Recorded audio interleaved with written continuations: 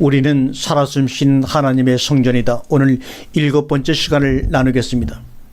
여러분과 저의 몸은 하늘과 땅이 당신에게 맡겨놓은 형체입니다. 우리 몸은 하늘과 땅의 합작품이지 우리가 개인의 소유물로라 함부로 할 것이 아닙니다.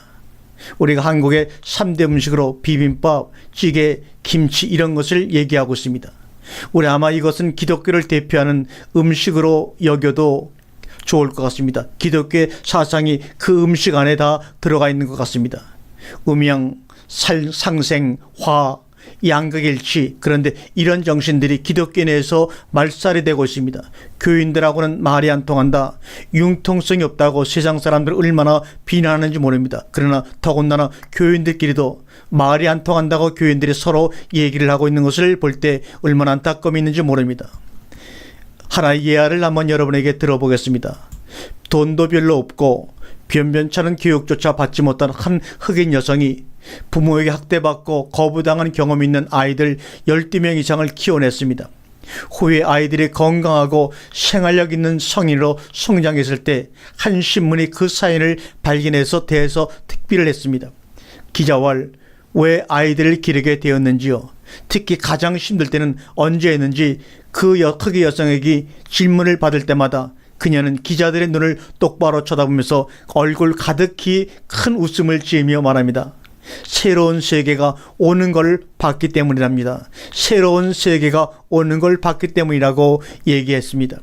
상상에 결여되어 있는 영성은 내적인 인도함이 없고 한 치 앞도 내다볼 수 없는 영성입니다.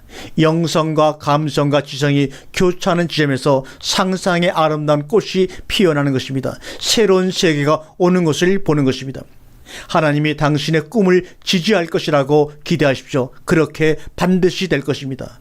우리가 하나님의 형상을 따라 지음을 받았다고 할 때 그 형상은 명사라기보다 동사입니다. 우리는 하나님의 형상이 되는 게 아니라 오히려 하나님을 표현하라고 지음받은 것입니다. 우리는 하나님의 형상이 되는 게 아니라 to be image of God이 아니라 오히려 하나님을 표현하라고 to image God으로 지음을 받은 것입니다. 우리는 삶 속에서 하나님의 영광을 나타내고 있는가, 아니면 세상은 우리의 빛을 그리워하고 있는가? 창조적이 되는 것은 바로 우리를 하나님의 형상으로 존재하게 합니다. 우리는 혁신가요? 우리는 발명가요? 우리는 창조적인 천재가 되어야 합니다. 하나님의 자녀들이여, 하나님처럼 창조하라. 하나님의 자녀들이여, 왕처럼 명령하라. 하나님의 자녀들이여, 노예처럼 일하라. 우리 예수님은 자신을 창조적이면서 희생적으로 표현하신 세계 최고의 예술가이십니다. 예수님은 충분히 자신을 표현하시면서도 전적으로 자신을 부인하신 정말로 너무나 멋진 분이십니다. 자기 표현과 자기 희생은 함께 가는 것이지 분리되어 있지 않습니다.